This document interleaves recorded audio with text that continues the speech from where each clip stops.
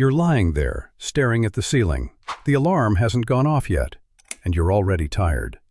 Not from anything specific, just heaviness. As if the night wasn't rest, but a continuation of yesterday. Most people reach for their phone at that moment, then for coffee. And the day begins before the brain has had a chance to return. Here's what nobody tells you. Your brain recovers at night, but only if it gets what it needs in the morning to complete that process. Without it, it starts the new day carrying unfinished debt from the one before. Japanese researchers studied people whose brains at 70 worked better than most 40-year-olds in the West. They looked for the secret in genetics, in routine, in meditation. They found it on a plate. 5 specific foods, each one working on a separate mechanism of recovery. Today you'll find out what they are, and at the end, one thing without which all 5 will give you nothing. While you sleep, your brain isn't resting. It's cleaning. The glymphatic system, the brain's night cleaning crew, flushes out everything that accumulated during the day. Leftover cortisol, inflammatory markers, the chemical residue of every moment of tension. But this system has one condition. It needs building materials to finish the job. And it looks for them in the morning, in the first 30 minutes after you wake up. Most Western breakfasts give it the wrong ones. Refined carbohydrates spike blood sugar, and cortisol starts rising before your first task of the day. Processed foods inflame the gut, and the gut is directly connected to the brain through a neural highway that science only discovered recently. The result? The day starts in debt. The brain didn't finish recovering, and the whole day it runs just a little slower, a little more anxious, a little less steady than it could. Japanese researchers studying the cognitive health of older adults found one common element in those whose brains aged most slowly. Not in supplements, not in exercise, in what they ate first thing in the morning.腸脳相関, a conversation happening without your awareness. Imagine a wire. It runs from your gut straight to your brain, and it works in both directions. When the gut is calm and fed the right things, it sends a signal upward. Everything is fine. You can breathe. The brain receives it, and the parasympathetic system takes over. The body relaxes.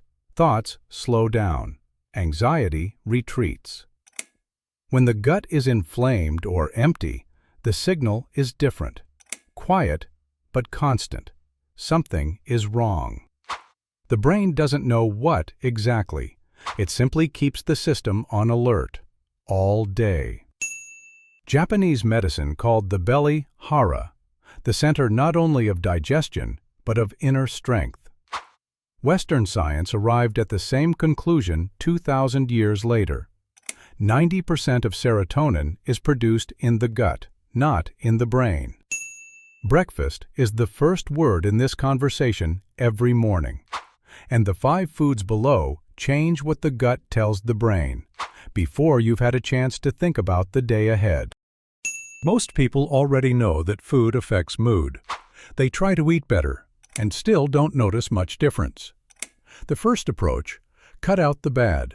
No sugar, no processed food. Inflammation goes down, but nothing fills the gap. The gut still lacks what it needs to produce calm. The second approach, add supplements. Magnesium, ashwagandha, omega-3. They help, but they bypass the gut-brain conversation entirely. A molecule gets delivered around the system. The brain receives the substance, but doesn't learn to produce it on its own. The third approach, eat more mindfully. Slower, without distraction, with attention. The intention is right, but the foods stay the same. A calm ritual around the wrong ingredients changes nothing inside. In all 3 cases, one thing is missing: specificity. 5 foods, each one working precisely on its own mechanism in the gut-brain axis. The simplest of them costs almost nothing and takes 30 seconds to prepare. Miso, the living morning signal. In Japan, there's a saying, miso soup in the morning, and you don't need a doctor. This isn't about tradition, it's about what happens inside in the first minutes after you drink a cup. Miso is a fermented paste. Inside it, billions of living bacteria. When they enter the gut, they immediately begin to change its environment. Studies show 2 weeks of daily miso and anxiety markers measurably decrease. Not from vitamins, from who now lives inside. You don't need a ceremony. 1 teaspoon of unpasteurized miso in warm water. Not boiling. Boiling kills everything alive. 30 seconds, and the first signal of the day has already been sent. Natto, the serotonin builder. Natto looks strange, smells sharp, and is one of the most powerful foods for the gut-brain axis in existence. Inside it, tryptophan, the amino acid the gut uses to build serotonin. Most people get enough tryptophan from food, but chronic stress destroys the enzymes that convert it into serotonin. Natto doesn't just supply tryptophan, it restores the very bacteria that make this conversion possible. Start small. Half a portion mixed with rice or egg. After a week, you'll get used to the texture. After 2, you'll feel the difference in how the morning begins. Ryokucha, alert, calm. Green tea contains 2 substances that nature almost never combines anywhere else, caffeine and L-theanine. Caffeine alone raises cortisol. L-theanine alone relaxes. Together, they create a state that English doesn't have an exact word for. Japanese monks called it the mind before thought. Clear, present, undisturbed. EEG studies record a rise in alpha waves in the brain 40 minutes after a cup of green tea. The same waves that appear during meditation, without meditation. 1 cup of loose-leaf tea, brewed at 70 degrees, not boiling. Boiling burns the catechins and makes the taste bitter. The right temperature preserves both. Wakame, the quiet buffer. Wakame, the seaweed that Japanese people have added to miso soup or eaten separately every morning for several centuries. It's rich in magnesium, the mineral that regulates the HPA axis, the system that controls cortisol production. When there's enough magnesium, the cortisol response activates only when truly needed and fades quickly. When it's lacking, the system gets stuck on alert. Most people in industrialized countries have a mild magnesium deficiency. Not critical, just enough to keep anxiety slightly above baseline every day. A handful of dried wakame in the same cup with miso. 10 seconds. More magnesium than most pharmacy supplements. Tamago, overnight repair. An egg is the most complete source of choline in the human diet. Choline is the building material for acetylcholine. This is the neurotransmitter responsible for memory, concentration, and, most importantly, for the parasympathetic signal. You can stop. There is no danger. Under chronic stress, the brain burns through acetylcholine faster than it can replenish it. That's why prolonged anxiety makes memory worse and concentration an effort. Not because something broke. The material simply ran out. 1 soft-boiled egg, so the yolk stays alive. That's where all the choline is concentrated.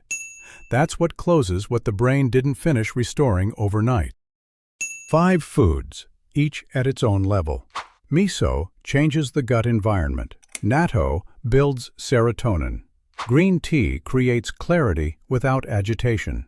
Wakame removes background tension. The egg gives the brain the material for stillness. But here's what the researchers mentioned almost in passing, and it changes everything.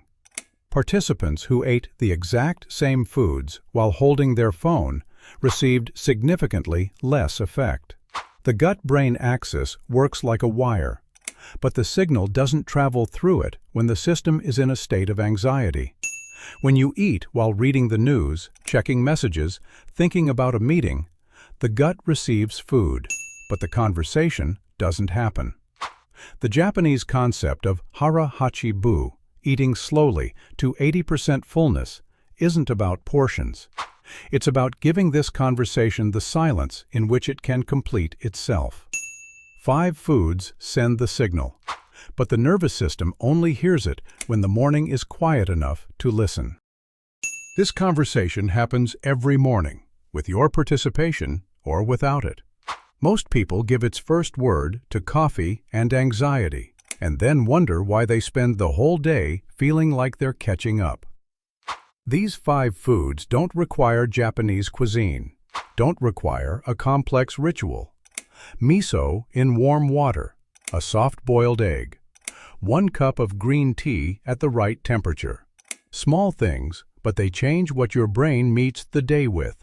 Try one tomorrow, just one, and notice what's different by noon. And one question: what is the very first thing you do after waking up right now? Write it in the comments. I'm genuinely curious. The strange thing about these 5 foods is this: they don't make you calmer by adding something new. They return to the system what it needed to complete a process it already knew how to perform. Your brain was never broken. It just wasn't given the right first word in the morning.